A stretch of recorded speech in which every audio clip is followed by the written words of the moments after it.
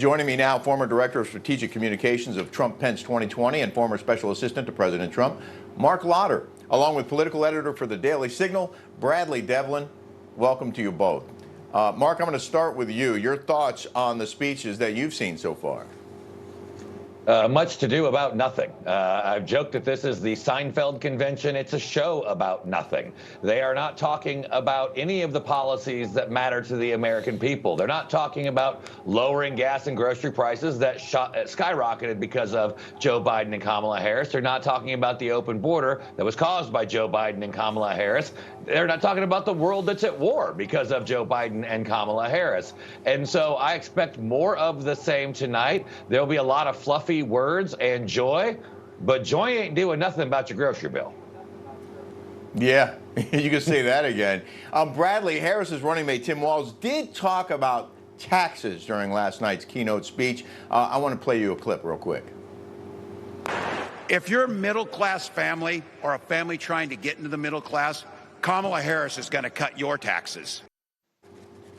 It was the first time any policy was really brought up during a speech, but is this really true? I mean, we know Kamala supported capital gains taxes, small business tax hikes. Are they just gaslighting voters at this point, saying whatever they think will help them get more votes?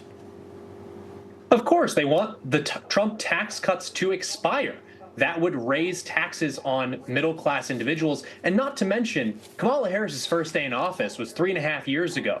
Right? She has raised the taxes on the American people by doing nothing at all about inflation, by allowing job growth to be concentrated, little job growth that there is, to have that concentrated towards migrant workers and illegal migrant workers. Even the BLS acknowledges that. And then, of course, you have the downwards jobs revision of 800,000. So yeah, she's raising taxes on middle-class income families right now. And, of course, the Democrats can't hold this sleight of hand on the American people, I think.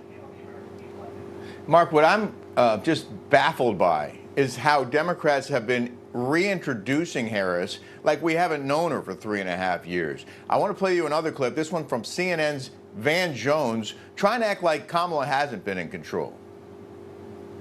I think that you have to trust the pilot of the plane in the first place. And the problem right now is that Donald Trump is not a trustworthy pilot.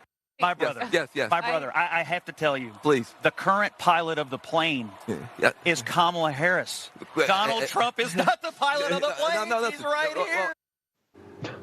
I mean, you talk about pointing out the obvious. It's baffling to me. I just can't wrap my head around how they keep blaming Trump for the world's problems when they've been in office since 2021.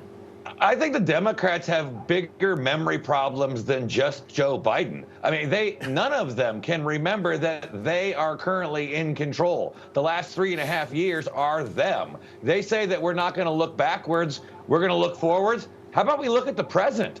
The present is you. It's your fault. All of it is your fault. And when they say they don't want to go back, well, what don't you want to go back to? Cheap gas and groceries, a secure border, a world that wasn't at war? I mean, all of these things from the day one to tonight has been basically a memory lapse of the 4 years that is Joe Biden and Kamala Harris. See, Mark, there you go, making too much sense again. I hope people are listening. I really do. Bradley, we're also hearing that RFK Jr. is likely to drop out of the race as early as tomorrow and throw his support to Donald Trump, maybe in exchange for a role in his cabinet.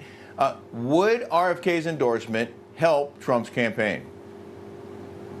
I surely don't think it hurts the Trump campaign. I just generally reject the notion that in our current election system, persuasion is what convinces voters. I think that Democrats are having the convention that they're having right now in order to drum turnout amongst the base. And if it's a turnout-based election, then Democrats have the advantage geographically just because it's easier to turn out folks who live in large urban centers. This is the big hurdle for the Republicans, is can they use longer times available to vote to rack up enough turnout amongst their base to beat Democrats come November. I think RFK can help solidify some of those independent voters, but that's a lot up in the air. It's going to be determined by base votes in Pennsylvania, base votes in Michigan, and base votes in Georgia.